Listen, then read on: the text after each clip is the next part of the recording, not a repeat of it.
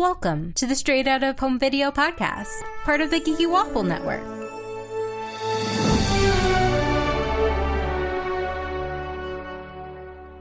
Today's episode, we're talking about Tinkerbell and the Legend of the Neverbeast. The last Tinkerbell movie! We did it! I am Candace. And with me are the people who went on this adventure with me. Got a lot of feelings. Is Bree. Hi. And Vanessa. Hey. Okay, I don't even know why Tinkerbell's name is in this title. Oh, I know. It's not about her. Yeah, she's barely in it. And I'm trying to think if there was another one, because I feel like there have been other ones that are not directly about her, but I guess it was just the pirate one, and she still was a very, very big part of that one. So I guess this one, I don't know what they were trying to do. Maybe this is why this is the last one. Oh, no, this is the last one. Because Disney Toon Studios was closed. Oh. Originally, they had plans for a 7th film, but there were so many issues with that studio, they're like, nope, shut it down. Interesting. Okay. And so, yeah, like we said, like, barely any Tink in this. And also, no Terrence. Yes, no Terrence, Bobble, or Clink. Yeah, this is the first one that doesn't even show them. I did not even realize that. Yeah, I caught the no Terrence. I will have to say, though, and this might be controversial, I really liked it. Okay, you know what? I think this is the best one they've done. Yeah, I really enjoyed this. I thought it was super cute. Yeah, and I love Fawn. And they weren't actually like overly obvious with a whole bunch of the lessons you're supposed to learn, even though it was very well conveyed. Like the stars, and they're looking up at the stars, and she's like, see, if you see this one, like, and you look at it upside down, it looks this way, you know, and it was so cute. Also, the Neverbeast, aka Gruff as they call him, is so cute, and I just want to give him a big old hug. Oh, wait, so I think one of the reasons that we all like this one is because it was directed and partly written by Steve Lauder, who was in charge of Kim Possible, y'all. All right, well, that makes a lot more sense. It does. It makes perfect sense. Because, y'all, this movie made me cry at the end. Oh, I couldn't think about it, especially because throughout most of the movie, my cat Toph was just sleeping on my chest, and so every time I was thinking, the Neverbeast was being cute, I'm like, oh, my little baby, and then so at the end, I'm like, nope, I can't think about this. Nope, done. Had issues with this because I'm trying to come to terms with like my dog's age that he might actually be a senior. I'm still not sure, but like trying to come to terms, about how much time we have left and how time is fleeting and all this kind of stuff. And I'm going to start crying right now. Yeah, I know. That's why I'm like, okay, right now.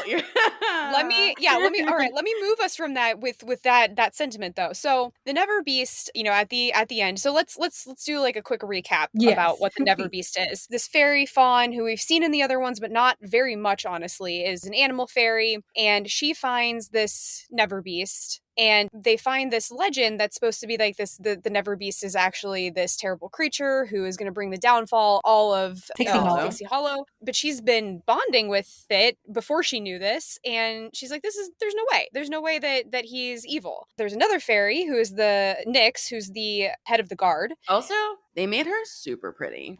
I just want to throw that out there. Well, yeah, I mean, like, all of them are pretty. Jennifer Goodwin is the third actress to play Fawn. America Ferrera was the original actress. Kind of weird that, they switched that up a little bit. It is, but I mean, I like Jennifer Goodwin. I like America. Yeah, anyway. Nyx from the Scout Fairies is Rosario Dawson.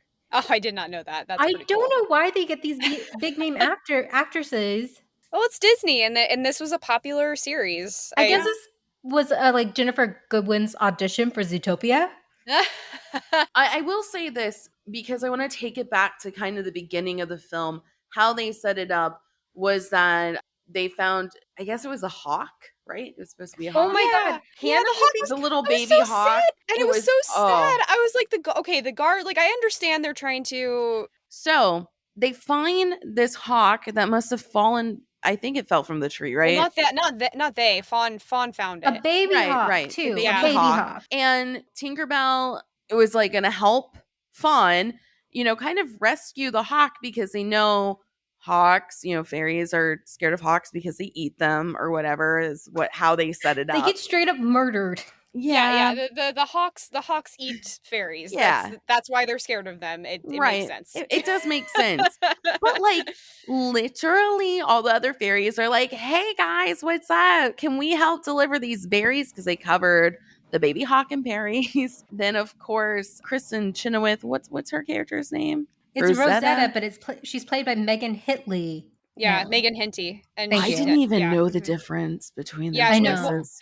They changed over after the first couple movies, but it makes sense because again, Megan Hinty also played Glinda on. Oh yeah, she did a good job. Then this whole time I didn't know or remember that it was changed. We talked about it in the freaking podcast, Brie. I know, and I'm just remembering this, but then I just went back to...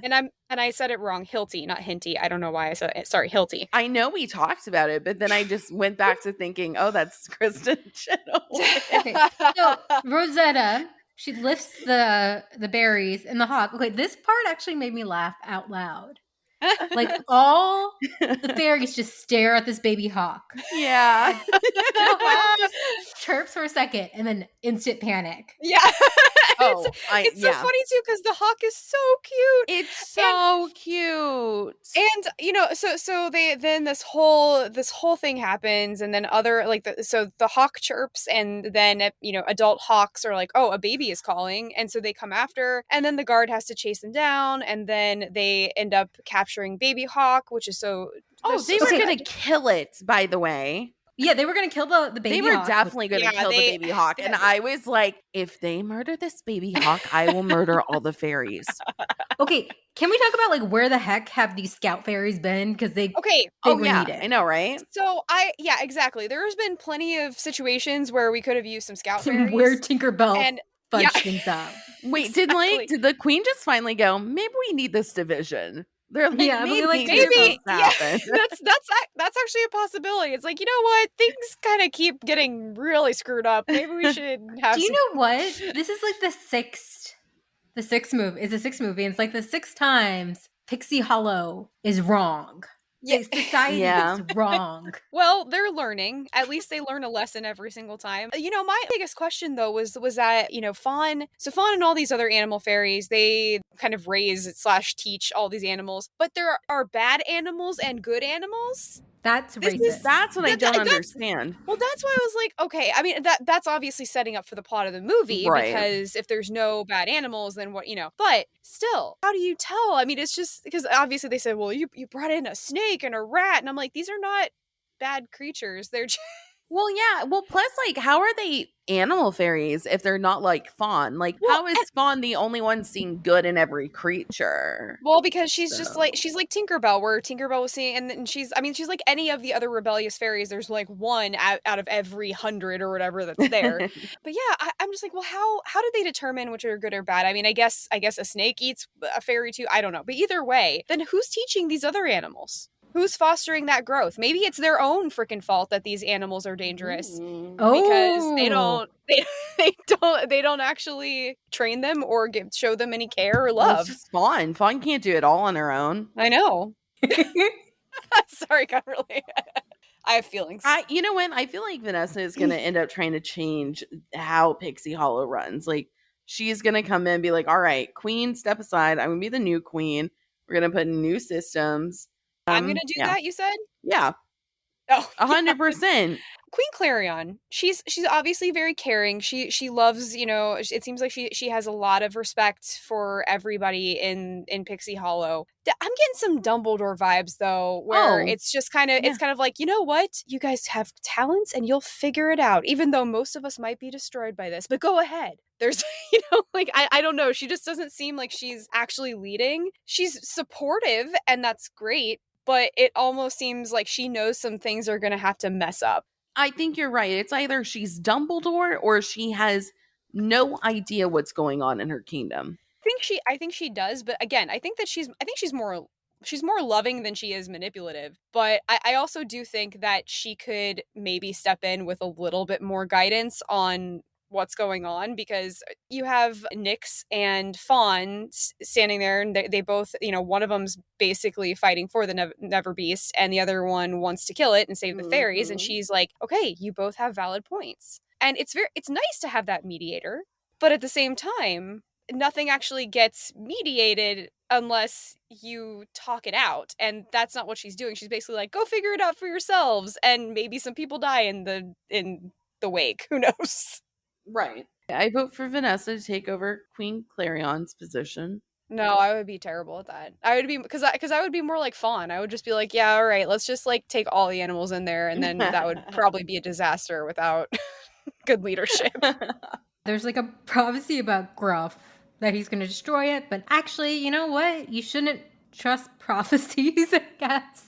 Well, especially since it was like every 927 years or whatever it was. I'm like, why 927? Anyway, also, you don't know. That was so long ago. There's no way. I mean, you have a book that said you have one book that said one thing about this. And that's it. That's all you have to go on. And yeah, you see it happening, and so it's a little scary. But again, you know, if you know the creatures, if you know their personality, then I mean, I knew right away that he was actually there to save them. Oh yeah, pretty easy. I don't know why the lightning storm happens or why he collects, but because of that comment or whatever.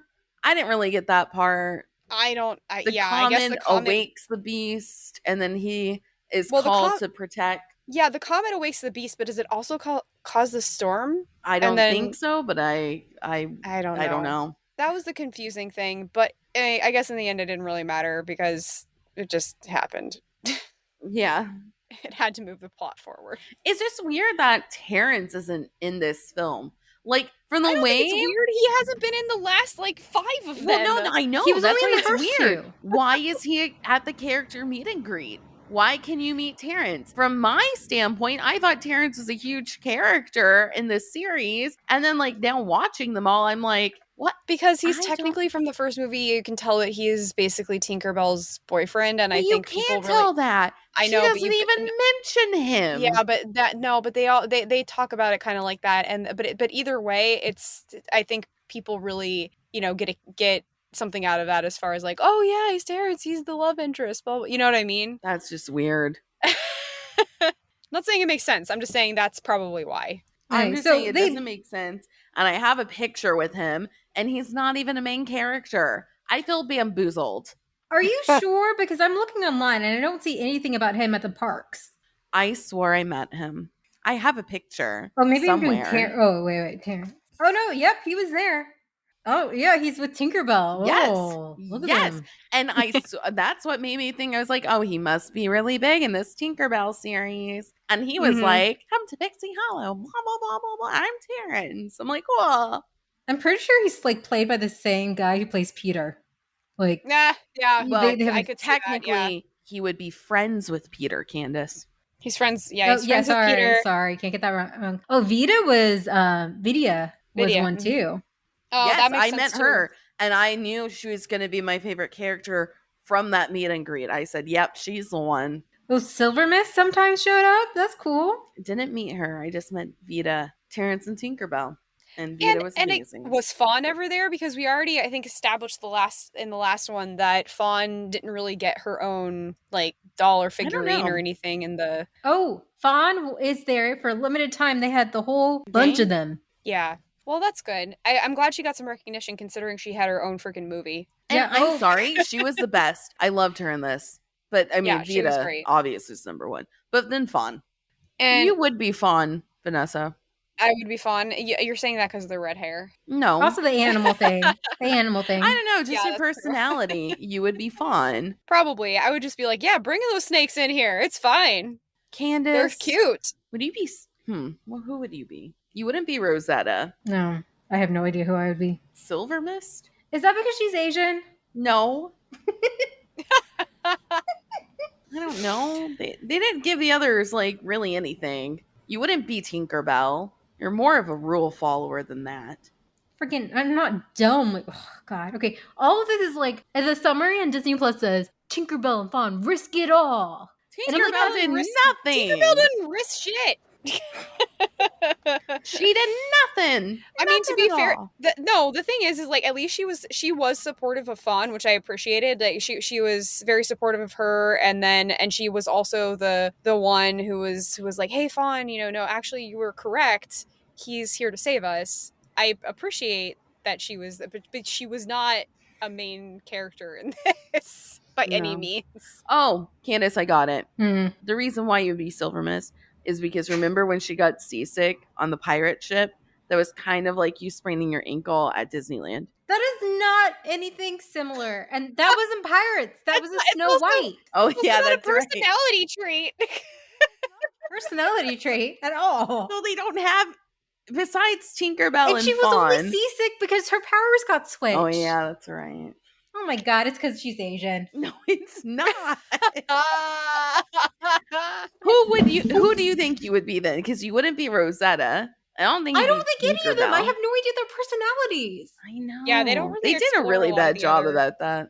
That's the thing, is that I really enjoyed the ones where they had more of the personality. Oh my God, y'all! I found a Buzzfeed quiz. Oh my God! Oh, which one you are? Okay, let's take it. Yes. Let's do it. This has to be done. Okay, where will you make your home in Pixie Hollow? The clouds, huh? The Mermaid Lagoon. Wait, where did you find it? Wait, where is it? Oh, it's in the chat? In the chat. Oh. I was looking at our Facebook. You can choose in a glass bottle. Who would choose in a glass bottle? That doesn't make any sense. I don't know. Maybe some people like that they would be able to be just carried around and seeing everything from a nice little safe bubble. Oh, not gonna lie, that the fast flying talent is really freaking cool, but I would not have that one. I think they got these wrong. What do you mean? I got Silver Mist. I got Silver Mist too. How did you also get Silver Mist? I think they're confused. It says like you have a big heart, especially when it comes to animals, and I don't remember Silver Mist with animals at all. And maybe that's why I also got it, because yeah, I wanted to be an animal fairy because animals are more fun. That's really freaking weird. I got Vidya. Did you say you wanted to be like a biker fairy? Well, I chose the biker outfit. I knew it. But I put water. I ain't choose fast flying. I would like to be a water fairy, but I would like some black pixie dust, and yes, I would like a biker jacket because they look good on me. You don't know how accurate this is. Okay. Well, now I took it again with alternate answers that I also would have picked, because there's always between two, and then I got Fawn. You're Fawn, the animal fairy. You're tough, courageous, and just a little sarcastic. You don't mind questioning authority, and you always have your friends' backs no matter what. Mine says, you're Vidya, the fast-flying fairy, judgmental, sassy, and a little competitive. You have incredible willpower and stamina. However, deep down, you care about your friends and family quite a lot. Yeah. I mean, it's BuzzFeed, guys. I don't know how accurate this thing is. There's 4 other ones on BuzzFeed. Isn't that weird? There's 4 others? Yeah, what? Just about like, I think because they have like community thing, but yeah. So something that we really need to talk about is the fact that a fairy freaking dies in this movie. Okay, yes. And the thing is that it actually started, now I'm questioning the entire lifeline of fairies, because they're basically like, well, you're going to sleep for 1,000 years, we'll never see you again. And I'm like, but how do you know? So there is an actual lifetime for a fairy. What is that lifetime? How long do they live, and why do they die? Remember, if you don't believe in a fairy. No, but they wouldn't know that. True. I don't know. They didn't really go into the science of their lifetime. Yeah, what's their life capacity? I need to know this, because wait, did the mom not ask that question either? Did the creator not answer? Okay, so Fawn like is seemingly killed, and then Gruff like nudges her and she's alive again. But I'm like, for a moment there, that was pretty dark. Like, if I was a kid and they're no, she's gone, and all of her fairy friends are flipping out. Yeah. Yeah, it was almost like he kind of like shocked her, like the defibrillator. Yeah. Yeah. Fun fact. Okay, in the US release, Fury, one of the scout fairies, is played by Danae Gurira. Oh yeah. Okay, so Fury is played by Danae Gurira in the US version, but in the UK, Mel B from Spice Girls is playing her. What? Yeah. So this got actually released in the UK. But why, with different voice actors? Or just one? Just that one. Just the one. Why didn't they just... Fury only has a few lines anyway. It's so weird. But why wouldn't they just keep Mel B for it all then? They wanted that Walking Dead money.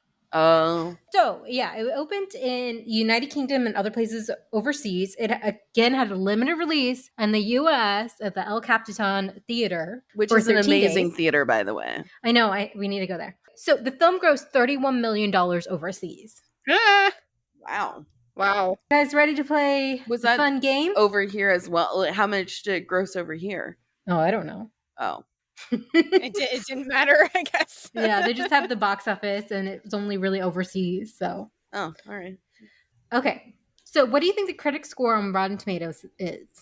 Let's go with 84%. Okay. Brie? 75%. Okay, Brie got it actually exactly right, 75%. Whoa, Really? what? Yeah, so somebody from Screen International said Tinkerbell and the Legend of the Neverbeast is competently executed without being technically groundbreaking. I mean, it wasn't groundbreaking, but it was an enjoyable movie. It was, yeah. And what do you think the audience score is? Okay, Brie goes first. 82%. Okay, Vanessa? 86%. It's 76%. Damn it, really? Wow. Wow, that's why? Yeah, some people were upset that she functions more as a brand name than a main player this time. Okay, so that was one of those that literally was what I was about to say, is like, were they just upset that it wasn't actually Tinkerbell? That makes more sense, but, especially since like kids are expecting a Tinkerbell movie, and maybe they want Tinkerbell. The thing is, though, Fawn was a more developed character than Tinkerbell has been in the past 5 movies. Yeah, but kids don't care. They want to see their favorite character. Well, see, this is why they should have had it like maybe a fairy per movie take the lead, so that way you get to know them. Right, but they couldn't do that because, I mean, the thing is I think when they started franchising this movie series, they didn't really think it know where they were going with it at first, and they just knew that Tinkerbell was like the star, so they just decided to do that, and then maybe they would have gone off with other fairy movies if the studio hadn't closed. True. Yeah, because honestly, I liked it when they were working together as a team. I know we didn't really... Well, I definitely didn't really enjoy that one movie with the girl who basically kidnapped Tinkerbell. Yeah, that was kind of boring. Right. But the thing is, I did like the group dynamic that you got to see a lot of the fairies, you know? We got that a lot in the last one with the pirate fairy. That's true. Yeah, that one, they made me laugh so much. Yeah. I liked them in the last I have to say, the pirate fairy in this one were kind of highlights, and I'm glad I watched them. Yeah, they weren't tedious like that one with the kid. That one might be like the worst. So bad. The other ones weren't too bad either overall. Yeah, but these last two were definitely the best. Yeah, I could definitely tell, like, if I watched this as a kid, I would have loved it. We would be doing the same thing. What fair are you? What fair are you? Kind of thing. It would always be Vidya. Any last thoughts about Pixie Hollow? I want a Vidya movie. Yeah, who knows what they were going to do if Toon Studios was kept open. Why wouldn't they just bring it to another one of their studios, though? I don't know. Maybe this didn't make enough money. They kept probably trying to get into the Oscars and nothing.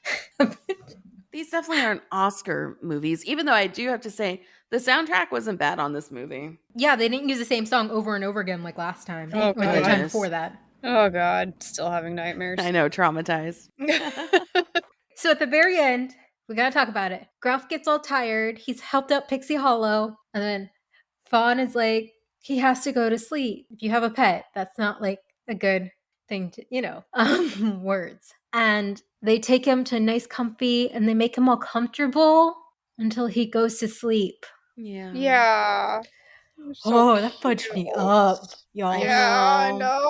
But the thing is, they just have to wait for another comment, but they might be dead by then. It's another 1,000 years. That was the whole thing. And they basically implied that none of them would be around. Again, that's why I'm saying fairies die at some point. What are their lifetimes like? Huh.